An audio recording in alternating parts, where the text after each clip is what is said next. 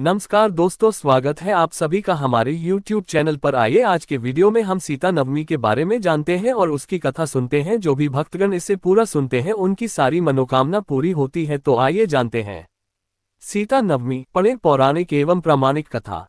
सीता नवमी की पौराणिक कथा के अनुसार मारवाड़ क्षेत्र में एक वेदवादी श्रेष्ठ धर्मधुरीन ब्राह्मण निवास करते थे। उनका नाम देवदत्त था। उन ब्राह्मण की बड़ी सुंदर रूपगर्विता पत्नी थी, उसका नाम शोभना था। ब्राह्मण देवता जीविका के लिए अपने ग्राम से अन्य किसी ग्राम में भिक्षाटन के लिए गए हुए थे। इधर ब्राह्मणी कुसंगत में फंसकर व्यभिचार में प्रवृत्त हो गई। अब तो पूरे गांव में उसके इस निंदित कर्म की चर्चाएं होने लगी। परंतु उस दुष्टा ने गांव ही जलवा दिया। दुष्कर्मों में रत रहने वाली वह दुर्बुद्धि मरी तो उसका अगला जन्म चांडाल के घर में हुआ। पति का त्याग करने से वह चांडालिनी बनी। ग्राम जलाने से उसे भीषण कुष्ठ हो गया तथा व्यभिचार कर्म के कारण वह अंधी भी हो गई। अपने कर्म का फल उसे भोगना ही था। इस प्रकार वह अपने कर्म के योग से दिनों दिन दारुण दुख प्राप्त करती हुई देश देशांतर में भटकने लगी। एक बार दैवयोग से वह भटकती हुई कौशलपुरी पहुंच गई। संयोगवश उस दिन वैशाख मास शुक्ल पक्ष की नवमी तिथि थी, जो समस्त पापों का नाश करने में समर्थ है।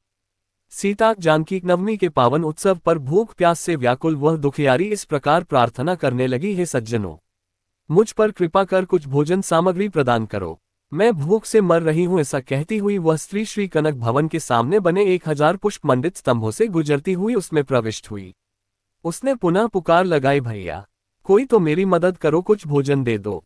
इतने में एक भक्त ने उससे कहा, देवी आज तो सीता नवमी है, भोजन में अन्न देने वाले को पाप लगता है, इसलिए आज तो अन्न नहीं मिलेगा। कल पारणा करने के समय आना, ठाकुर जी का प्रसाद भरपेट मिलेगा। किंतु वह नहीं मानी। अधिक कहने पर भक्त ने उसे तुलसी एवं जल प्रदान किया। वह पापिनी भूख से मर गई। किंतु इसी बहाने अनजाने में उससे सीता नवमी का व्रत पूरा हो गया। अब तो परम कृपालिनी ने उसे समस्त पापों से मुक्त कर दिया। इस व्रत के प्रभाव से वह पापिनी निर्मल होकर स्वर्ग में आनंद पूर्वक अनंत वर्षों तक रही। तत्पश्चात वह कामरूप देश के महाराज जयसिंह की महारानी कामकला के नाम से विख्यात हुई। जातिस्मृता उस महान साध्वी ने अपने राज्य में अनेक देवालय बनवाए, जिनमें जानकी रघुनाथ की प्रतिष्ठा करवाए।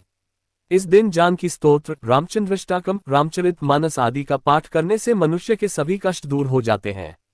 अतः सीता नवमी पर जो श्रद्धालु माता जानकी का पूजन अर्चन करते हैं, उन्हें सभी प्रकार के सुख सौभाग्य प्राप्त होते हैं।